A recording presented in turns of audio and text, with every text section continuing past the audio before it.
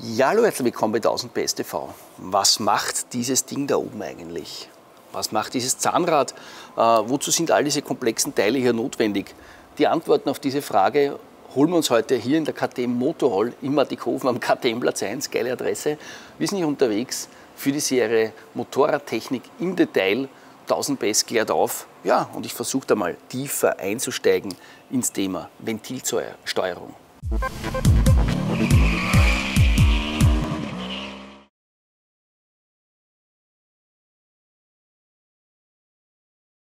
Die Ventile sorgen dafür, dass eben das Luft-Kraftstoff-Gemisch in den Brennraum kommt und auch wieder rauskommt.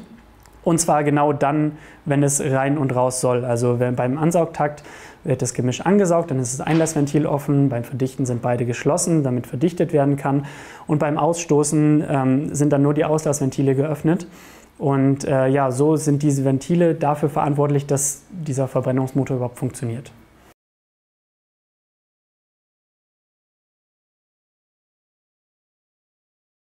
Der erste Takt ist dann das Ansaugen. Im Ansaugtakt wird natürlich das Einlassventil geöffnet. Dann bewegt sich der Kolben nach unten, saugt somit die Luft, das Benzin-Luft-Gemisch von der Airbox in den Verbrennungsraum rein. Dann wird das Einlassventil geschlossen. Der Kolben fährt nach oben. Dabei findet die Verdichtung statt. Die Ventile sind in dem Takt geschlossen. Dann kommt der Arbeitstakt. Im Arbeitstakt findet die Verbrennung statt. Der Kolben fährt nach oben, verdichtet das Gemisch und dann wird durch die Zündkerze das Benzin-Luft-Gemisch entzündet. Und im vierten Takt wird das Benzin-Luft-Gemisch dann wieder in den Auslasskanal rausgeschoben.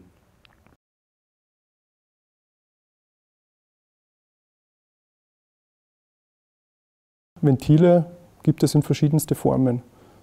Hier zu sehen Einlassventile, der 1290 Super Duke, ein Auslassventil, der 890 Duke R.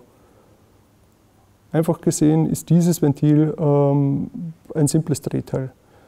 Die Komplexität befindet sich aber hier im Inneren des Bauteils oder wirklich dahinter, denn begonnen bei den Fertigungsschritten ist dieses Bauteil bereits dreiteilig. Ein Schmiedeteil am Teller, ein Schaftstück und ein Kopfstück. Kombiniert aus einem schlanken Schaft, einem harten Kopf und einem möglichst großen Teller, um das Einströmen zu vereinfachen bzw. einen großen Durchtritt zu gewährleisten.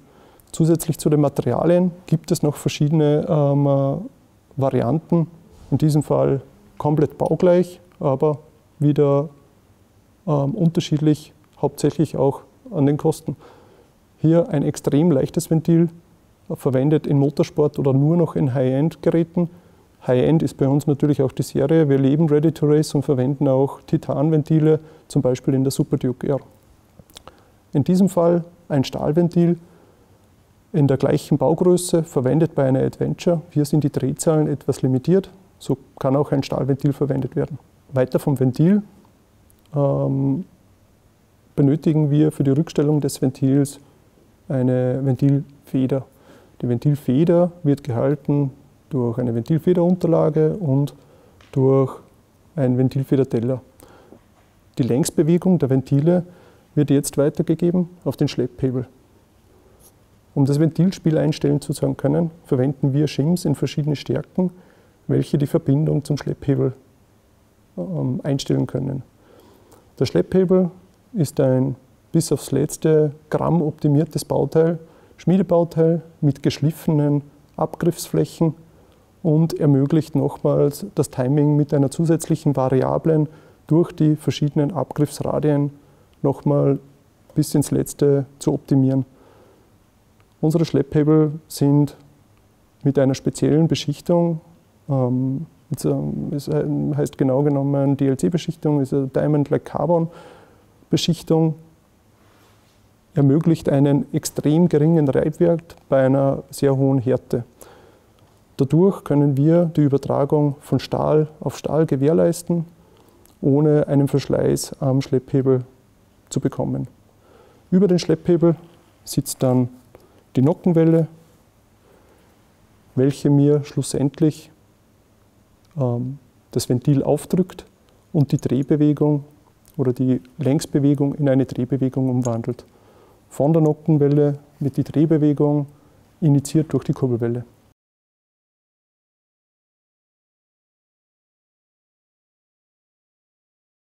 Hier verwenden wir die Drehbewegung der Kurbelwelle, die getrieben durch die Schwungmasse ist. Durch die Verzahnung an der Kurbelwelle wird die Drehbewegung an die Nockenwelle weitergegeben, hier mittels einer Zahnkette. Die Zahnkette hat eine sehr hohe Tragfestigkeit, kann schwere Lasten übertragen und hat auch den Nebeneffekt, dass diese sehr leise ist. Übergeben wird die Drehbewegung an die Nockenwelle übergibt über die Nocken die Drehbewegung wieder auf eine Längsbewegung an den Schlepphebel. Der Schlepphebel öffnet das Ventil und das Ventil wird wieder über die Ventilfeder zurückgedrückt. So entstehen, in diesem Fall das Auslassventil, entsteht eine Öffnung, zwangsgesteuert über die Kurbelwellendrehbewegung, über die Steuerkette zur Nockenwelle, geöffnet über den Schlepphebel bis hin zum Ventil. Das eine, es gibt Einlassventile, Auslassventile, das ist dann, glaube ich, alles erklärt. Und die Ventilsteuerung selber, das ist ja bei mir auch schon so, dass mir das eigentlich zu schnell geht. Wenn ich mir das jetzt vorstelle, ich habe da irgendwas, also eine lässige Kiste, was 15.000 Umdrehungen hat, dann kann ich mir das eigentlich nicht mehr vorstellen, in welcher Geschwindigkeit diese Ventile da oben hakeln, wie schnell das eingespritzt und auspufft wird. Und was ich mir überhaupt nicht vorstellen kann, ist, dass bei diesen Geschwindigkeiten ein Desmodrom mitkommen kann. Das ist mir unerklärlich. Das verstehe ich einfach nicht. Ja. Und viel weiter reicht aber dort. Also ich habe das natürlich mit diesen Nockenwellen, mit den scharfen Nockenwellen, mit den milden Nockenwellen, aber in Wirklichkeit ist es so, dass es zwar jetzt vom Physikalischen, also Schulphysik, dass ich das natürlich verstehe, aber eigentlich da schon an meine begrifflichen Grenzen komme, weil ich mir diese Geschwindigkeit einfach nicht vorstellen kann, in denen das da drinnen abgeht.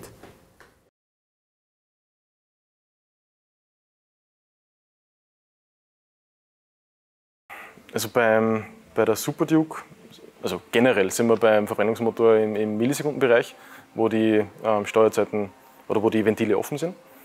Kommt dann natürlich darauf an, was für eine Drehzahl. Bei niedrigen Drehzahlen ist es, weil es halt auf Grad Kurbelwinkel, also auf den Motor bezogen, ist es immer konstant, wie viele Grad Kurbelwinkel das Ventil jetzt offen ist.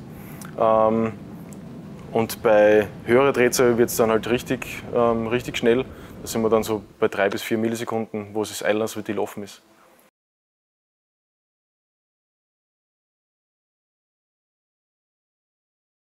Also bei DLC-Beschichtungen, Diamond Like Carbon heißt es ja, das ist eine Beschichtung, die eine Zeit lang so das Allheilmittel war, um Reibwerte zu reduzieren. Es gibt aber ganz, ganz viele unterschiedliche DLC-Beschichtungen, von bis. Und bei einer DLC-Beschichtung muss man wissen, das ist auf dem Metall aufgetragen, eine Beschichtung, die über eine Trägerschicht da drauf sitzt.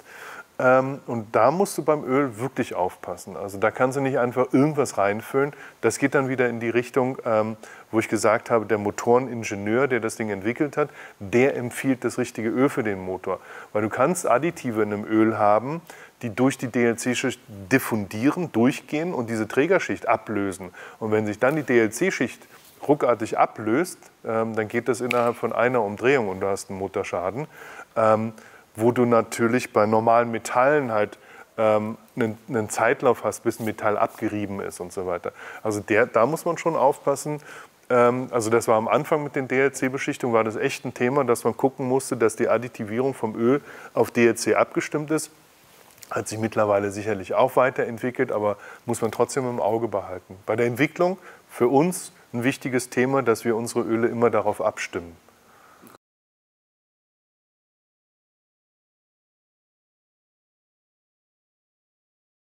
Ja, bei uns grundsätzlich, wir arbeiten immer mit indirekter Ventilsteuerung, sprich die Nockenwelle drückt auf einen Schlepphebel und dann auf den Schirm drauf und der Schirm liegt direkt auf dem Ventil auf und öffnet somit das Ventil.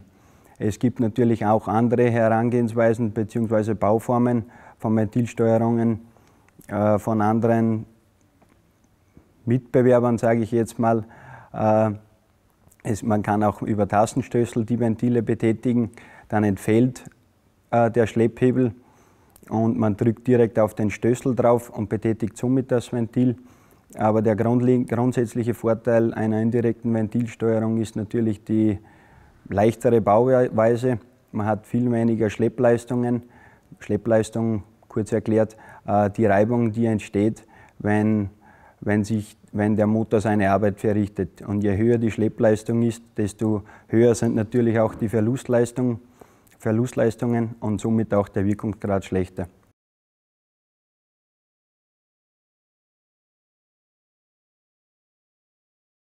Da gibt es mehrere Möglichkeiten. Also es gibt, was im PKW oft üblich ist, ist der Zahnriemen. Der ist halt wartungsanfällig, weil es alle 100.000 Kilometer muss der Zahnriemen gewechselt werden oder sogar öfter.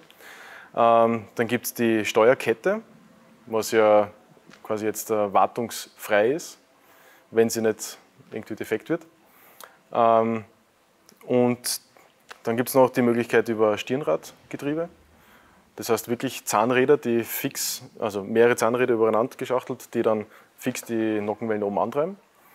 Und ich glaube, Ducati hat da mal sowas gehabt wie so eine Königswelle, wo dann halt keine Zahnräder, sondern eine Welle von oben nach unten die Nockenwellen oben antreibt.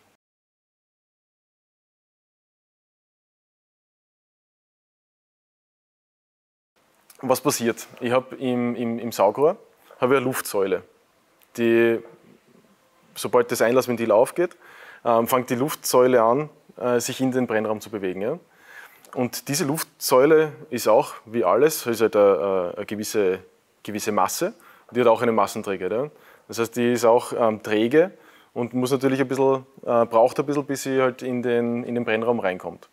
Jetzt habe ich bei niedrigen Drehzahlen habe ich länger Zeit, wie vorher schon angesprochen, ne, wegen den Öffnungsdauern. Das habe ich halt eine längere Zeitspanne, bis das Luftgemisch da drinnen ist. Ja? Luft-Kraftstoffgemisch. Und bei höheren Drehzahlen wird die Zeit immer geringer. Ich habe das Einlassventil offen und die Luftsäule bewegt sich rein. Der Kolben geht jetzt von unten schon wieder nach oben, während das Einlassventil noch offen ist. Und die Luftmasse selber, weil sie halt so eine Trägheit hat, bekommt von dem Kolben aber noch nichts mit. Ne? Das heißt, die strömt noch weiter ein, obwohl der Kolben schon anfängt zum Aufströmen, zum Aufwärtsbewegen. Und wenn ich jetzt schaffe, dass ich bei hohen Drehzahlen, also ist immer die Frage, was mein Ziel ist. Wenn ich jetzt mehr Leistung generieren will ich natürlich, dass so viel Luftmasse wie möglich in den Brennraum reinkommt und dass nichts vom Kolben zurück rausgeschoben wird. Ja? Das heißt, da stimme ich jetzt die Steuerzeit so ab, dass dieser Punkt, wo die Luftmassen, wo der Massenstrom sich umdreht, dass ich den erwische und das Einlassventil genau dort wieder zumache. Wenn ich jetzt bei niedrigen Drehzahlen das Ganze anschaue und ich habe lange Steuerzeiten, also wirklich, wenn man jetzt das anschaut, von langer Steuerzeit redet man, wenn man da jetzt hat, das Blaue ist das Einlassventil. Lange Steuerzeit ist jetzt, wenn ich nach außen hin, dort wo der Kolben schon wieder nach oben geht, das verlängere. Und kürzer ist dann in dem Sinn, wenn ich das Einlassventil früher wieder zumache, ne, in diese Richtung. Und bei niedrigen Drehzahlen kann es mir halt passieren, dass dadurch, dass ich so viel Zeit zur Verfügung habe, die Luftsäule schon drinnen ist im Brennraum und der Kolben nach oben geht. Ich habe aber meinen Punkt, wo die maximale Füllung erreicht ist, schon überschritten. Und der Kolben schiebt mir dann diese Luftsäule wieder hinaus. Ne? Das heißt, ich habe dann eigentlich einen Drehmomentverlust, weil ich ja die maximale Füllung in meinem Zylinder nicht erreiche. Ne? Und da ist jetzt die Krux, wo setzt man seine Steuerzeiten hin? Mache ich eine lange Steuerzeit, damit ich viel Leistung generiere? Mache ich eine kurze Steuerzeit, um maximales Drehmoment zu generieren? Aber im Prinzip ist das wovon man da redet. Ob man jetzt eine lange Steuerzeit oder scharfe Nockenwelle macht.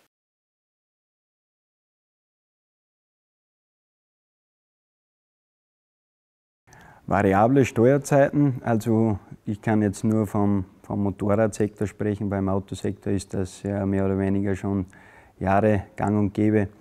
In der Regel werden Steuerzeiten bei Motoren im Motorradsektor über eine Art von Camshift also eine Nockenverschiebung dargestellt, sprich man hat eine Leistungsnocke und dann eine Drehmomentnocke oder auch eine Emissionsnocke genannt, und da wird die Nockenwelle über einen Aktuator verschoben und somit fährt einmal die Leistungsnocke, zumeist natürlich im oberen Drehzahlbereich, auf den Schlepphebel drauf und im unteren Drehzahlbereich, wo auch natürlich Emissionswerte wichtig sind und ein Maximum an Drehmoment, fährt man mit einer kleineren Nocke, sprich kleiner, weniger Ventilhub und kürzere Öffnungsdauern.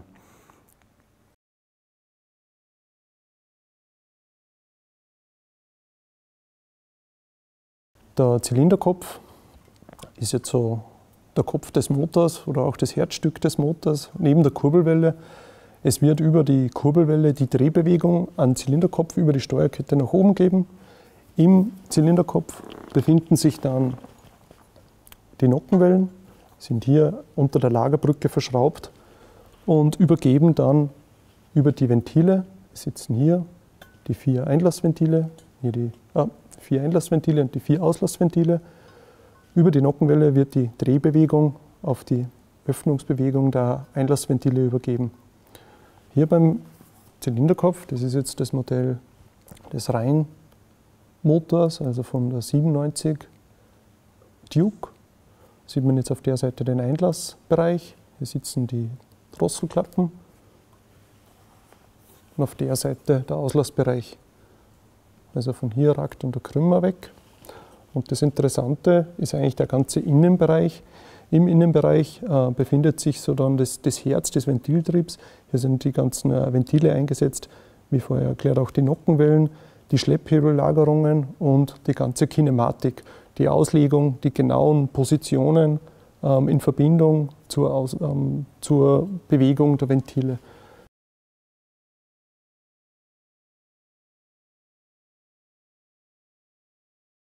Wenn ich im Service beim Ventilspiel kontrollieren oder direkt im Motor-Erstaufbau den Zylinderkopf kontrolliere und das Ventilspiel einstellen muss, dann bewegen uns wir in einer Umgebungstemperatur. Bei der Umgebungstemperatur habe ich am Ventil ein bestimmtes Längenmaß, natürlich mit Toleranzen versehen, aber in Umgebungstemperatur mit 23 Grad ist dieses Maß um einiges weniger wie bei Betriebstemperatur. Das heißt, das Ventil lenkt sich, der Zylinderkopf im Aluminium hat wesentlich mehr Wärmeausdehnung und dadurch entstehen hier Längenunterschiede. Deswegen muss bei einem Service bei Umgebungstemperatur immer ein Spiel zwischen den Bauteilen herrschen. Dieses Spiel wird mit dem Shim eingestellt. Bei Betriebstemperatur sollte das Spiel ungefähr gegen 0 gehen, also nahezu 0, nicht 0. Wenn wir bei 0 wären, also bei 0 mm Spiel, würde das heißen, wir hätten ständig Druck auf den Bauteilen und dadurch würde der Schlepphebel die Stahl-zu-Stahl-Verbindung verschleißen. Gegenteilig, zu viel Spiel wäre auch negativ, weil dann die Anlauframpen der Nockenwelle nicht mehr funktionieren und es würde immer einen starken Schlag beim Anheben des Ventils geben. Temperaturen herrschen hier bei Öltemperaturen ca. bei 130 Grad, Auslasstemperaturen am Ventil ca. bei ab 500 Grad, bei Titanventilen, bei Stahlventilen noch höher, bis zu 850, teilweise Peaktemperaturen noch höher. Einlassventile sind hier zu vernachlässigen, weil der Einlass einfach durch die Frischluft gekühlt wird und somit immer das Auslassventil unser kritisches Ventil ist.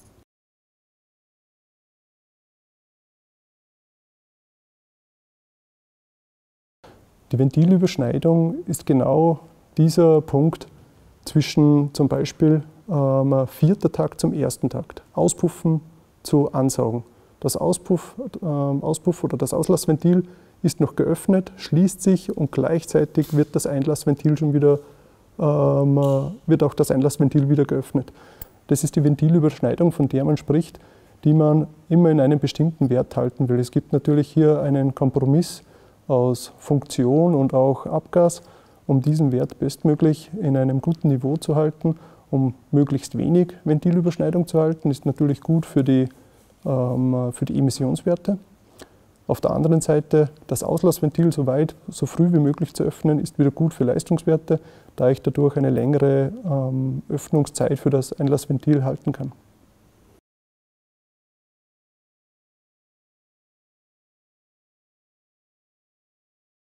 In der MotoGP gibt es zwei Systeme.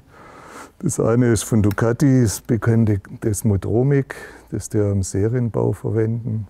Das, was wir und die anderen Konkurrenten von Ducati verwenden, ist eine pneumatische Ventilfeder. Also die Stahlfeder wird praktisch ersetzt durch eine Luftfeder. Und die Luftfeder hat den Vorteil, sie hat sehr, sehr wenig Masse und durch den Luftpolster selber auch eine sehr gute Dämpfung. Das heißt, die ganzen Schwingungen, die da auftreten, die werden sehr gut gedämpft und im Prinzip die geringe Masse bewirkt, dass diese Massenkräfte, die durchs Auf- und Zugehen vom Ventil auftreten, dass sie sehr, sehr gering sind. Also der Nockenwellenantrieb, das wird über Zahnräder gemacht, nicht über eine Kette. Eine Kette würde da an ihre Grenze kommen. Und die Nockenwelle ist eine ganz normale Nockenwelle und Schlepphebel und Ventil. Und statt der Stahlfeder gibt es eben diese Luftfeder.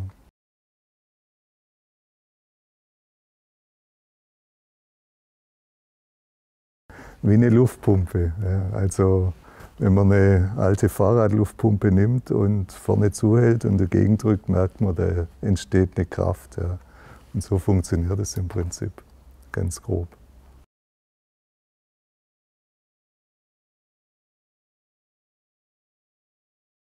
Ja gut, ich habe immer eine gewisse Leckage von dieser Luftfeder.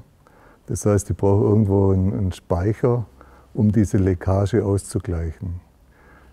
Dieser Speicher, der ist eben so ausgelegt, dass das ausreicht für ein Rennen, oder für ein Rennen plus genügend Sicherheit. Und diese Leckage in der Serie auszugleichen, das ist natürlich eine sehr anspruchsvolle Aufgabe und konnte bisher nicht gelöst werden, auch weil diese Dichtungen, die man da in diesem System hat, die unterliegen einem Verschleiß. Und wir fahren zum Beispiel jetzt Dauerläufe mit 3000 Kilometern und nach diesem Dauerlauf sind die einfach am Ende, die muss man tauschen. Und sowas ist für eine Serie nicht akzeptabel.